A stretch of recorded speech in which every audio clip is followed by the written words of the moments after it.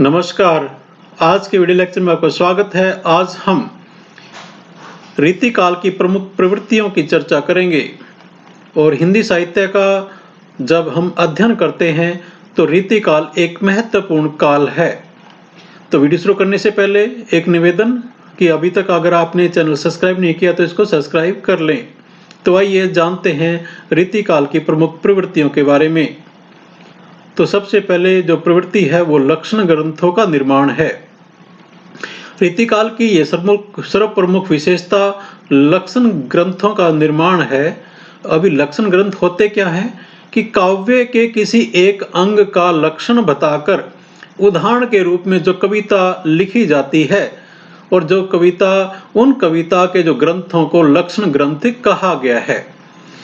इन लक्षण ग्रंथों में काव्य विवेचना अधिक हुई है और ये प्रवृत्ति जो संस्कृत के कवि थे उनमें ज़्यादा पाई जाती थी, लेकिन कवियों ने यहाँ जो रीतिकाल के कवियों ने संस्कृत के लक्षण ग्रंथकार जो आचार्य थे उनका सिर्फ अनुकरण करते हुए अपनी रचनाओं को लक्षण ग्रंथों अथवा रीति ग्रंथों के रूप में ही प्रस्तुत किया है। यद्यपि रीति निरूपण में इन कवियों को विशेष सफलता नहीं मिली है, प्राय इन्होंने संस्कृत ग्रंथों में दिए गए नियमों और तत्वों का ही हिंदी पद में अनुवाद किया है और इनमें मौलिकता और स्पष्टता का अभाव है। यानी जो भी संस्कृत के हमारे काव्य के जो विद्वान हुए हैं उन्होंने जो नियम बनाए हैं उन नियम और तत्वों का इन्होंने जो रीतिकाल के जो कवि हैं उन्होंने जस्ट उसका एक अनुवाद किया है और उसमें मौलिकता और स्पष्टता का अभाव है। अगला जो इसकी प्रवृत्ति है वो है श्रृंगार चित्रण। यह एक इसकी बहुत बड़ी विशेषता है, श्रृंगार रस, क्योंकि रीतिकाल की एक प्रधान विषय है।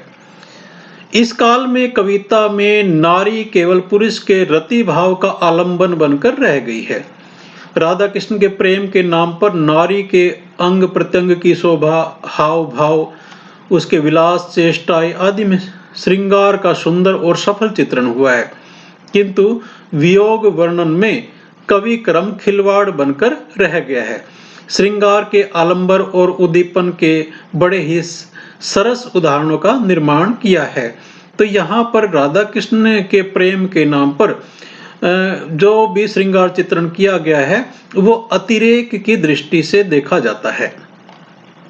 इसके अलावा वीर और भक्ति काव्य रीतिकाल में अपने पूर्ववर्ती काव्य धाराओं जैसे कि वीर और भक्ति रस के भी दर्शन होते हैं, क्योंकि रीतिकाल से पहले जिस प्रकार से वीर गाथा काल था या भक्ति काल था उसके भी कुछ कुछ यहाँ पर दर्शन होते हैं। ऐसा एक भूषण के वीर काव्य हिंदी साहित्य की निधि है जो कि इसी दौरान लिखी गई थी, रीतिकाल में ही लिखी गई थी। इसके अलावा अगली प्रवृत्ति है नीति काव्य। नीति काव्य इस युग की एक नई देन थी, जो मौलिक देन थी। इस क्षेत्र में वृंद के नीति दोहे और गिरधर की कुंडलियां तथा दीनदयाल गिरी की अन्योक्तियां उल्लेखनीय हैं। बाकी सब प्रवृत्तियों के साथ ही प्रकृति चित्रण भी यहाँ पर हुआ है। रीतिकाल में प्रकृति चित्रण उद्दीपन के रूप में हुआ है। स्वतंत्र और आलंबन रूप में प्रकृति चित्रण बहुत कम रूप में हुआ है। यह स्वाभाविक ही था, क्योंकि दरबारी कवि का जिसका आकर्षण केंद्र केवल नारी ही था, ध्यान प्रकृति के स्वतंत्र रूप की ओर जा ही कैसे सकता था। यानी उस दौर के जितने कवि थे वे सारे के सारे जो उनका ध्यान जो आकर्षण केंद्र था कविता का वो नारी प्रधान था, इसलिए उनका प्रकृति के रूप में स्वतंत्र चित्रण बहुत कम हुआ है, बल्कि आलंबन के रूप में हुआ है। यानी जब वो किसी एक सुंदर स्त्री का उसके बारे में बता रहे हैं, उसका निरूपण कर रहे हैं, तो साथ साथ प्रकृति का भी उसी प्रकार से उसका चित्रण किया गया है। इनके काव्य में प्रकृति का बिंब ग्राही रूप नहीं मिलता। प्रकृति के उद्दीपन रूप का चित्रण भी परंपरागत है, फिर भी सेनापति जो एक कवि हुए हैं प्रकृति चित्रण प्रशंसनीय है। रीतिकाल में ब्रज भाषा का उत्कर्ष यह काल ब्रज भाषा का स्वर्ण युग रहा है। भाषा में वर्ण मैत्री, अनुप्रास्य, द्वन्द्वात्मकता, शब्द संगीत आदि का पूरा निर्वाह किया है। भाषा की जो मधुरता के कारण मुसलमान कवियों का भी इस ओर ध्यान गया। इसमें अवधी, बुंदेलखंडी, फारसी के शब्दों को मिलाया गया और कवि ने अपने भावानुकूल बनाने के लिए इसके शब्दों को तोड़ा मरोड़ा। यह शक्ति भूषण और देव में विशेष रूप से थी।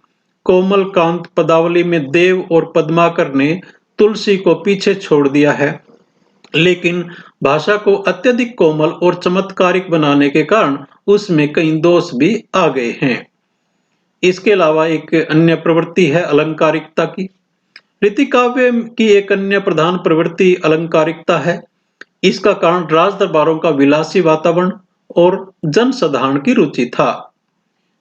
कवि को अपनी कविता भड़कीले रंगों में रंगनी पड़ती थी। बहुत सारे कवियों ने अलंकारों के लक्षण उदाहरण दिए, लेकिन बहुतों ने केवल उदाहरण ही लिखे, जबकि उनके मन में लक्षण विद्यमान थे।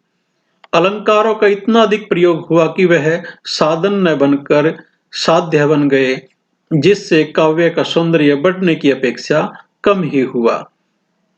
यानी जब आप अलंकारों का बहुत ज्यादा प्रयोग करते हैं तो जो जो काव्य की जो सौंदर्य है तो अतिरेक हो जाता है उसके अंदर, और उसकी जो सौंदर्य है वो बढ़ने की अपेक्षा कम हो जाती है। कभी कभी केवल अलंकार ही अलंकार स्पष्ट होते हैं और कवि का अभिप्रेत अर्थ उसी जो चमत्कार में खो जाता है। यानी कवि क्या कहना चाहता है, उसका अभिप्राय क्या है, वो सारा का सारा अलंकारों के चमत्कार में खो जाता है। यह दोष रीतिकालीन काव्यों में प्राय दिखाई पड़ता है और केशव को इसी कारण कठिन काव्य का प्रेत कहा गया है, क्योंकि केशव के काव्य में बहुत ज्यादा अलंकार भरे पड़े हैं। इसके अलावा काव्य रूप, रीतिकालीन काव्यों में मुक्तक काव्य रूप की प्रधानता मिली। राजाओं की काम क्रीड़ा और काम वासना को उत्तेजित करने और उनकी मानसिक थकान को दूर करने के लिए जिस कविता का आश्रय लिया गया वह मुक्तक ही रही। अतः इस काल में कवित और सवैयों की प्रधानता रही। कवित का प्रयोग वीर और श्रृंगार रसों में तथा सवैयों का श्रृंगार रस में प्रयोग हुआ।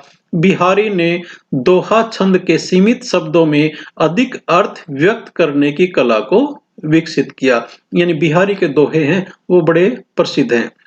काव्यांगों में के लक्षण प्राय दोहों में ही लिखे जाते थे। कभी कभी उदाहरण भी दोहों में दिए गए। वैसे भी धैर्य तथा एक रसता के अभाव में प्रबंध काव्य का सृजन असंभव था।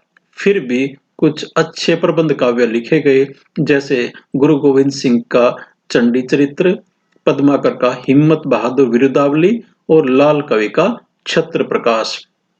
तो आज हमने जाना कि जो रीतिकाल की प्रमुख प्रवृत्तियां क्या क्या थी।